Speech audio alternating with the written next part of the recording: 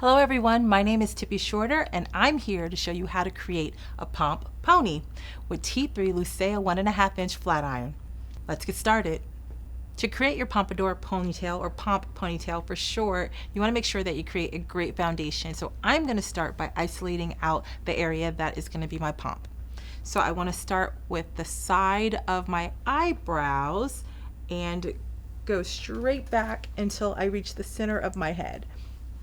This is the area that is going to be my pompadour. I want to make sure it's nice and wide and centered with my face, which is why I'm choosing the outside of my eyebrow as my focal point. If I did anything too narrow, then my pompadour would be too narrow and it looked more like a runway than a pompadour. So I'm going to go ahead and clip this out of my way. And you see I'm clipping it even in a pompadour fashion just so I can start that lift at the root. All right, we're nice and clipped there. All right, so I also want to make sure that my ponytail swings. So I'm going to use the Lucea 1.5 inch flat iron to bevel my ends.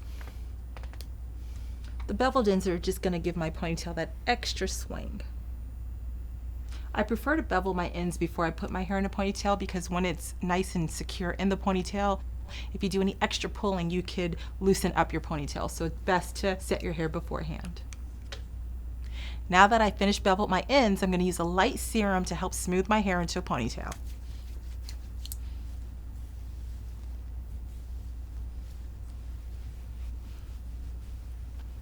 I'm going to use a bungee grip to secure my ponytail.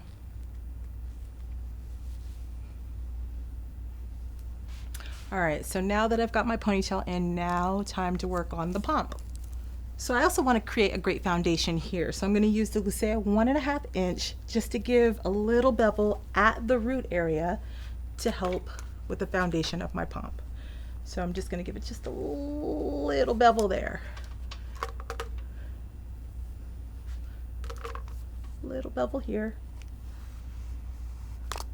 And then a little bevel here. Same thing on this side. All right, use my fingers to get it in that area. And you see how that bevel really kind of gave my hair nice stability to get some lift. And I lay it over my ponytail and gently pull with my fingers to give my hair a bit more lift in that pomp area. I'm going to secure it with bobby pins.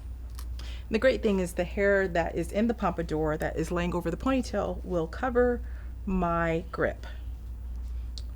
All right, it's looking good to me. Hope you think it's looking good too.